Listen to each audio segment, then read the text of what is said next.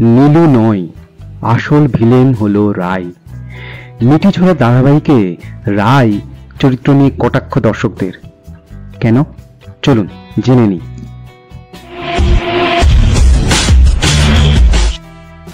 রায়, নীলু আর স্রোত তিন বোনের জীবন যুদ্ধের গল্প নিয়ে এগিয়ে চলেছে জি বাংলার হিট মেগা ধারাবাহিক মিঠিঝোড়া।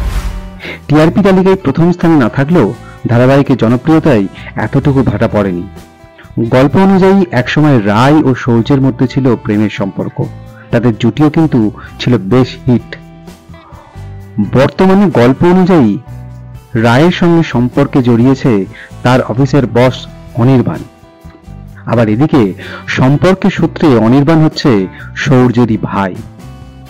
বর্তমানে সৌর্য নীলু সম্পর্কে ভাঙন ধরলে সৌর্যর উপর রীতিমতো অনাচার করেছে রায়, এমনটাই মন্তব্য দর্শকদের।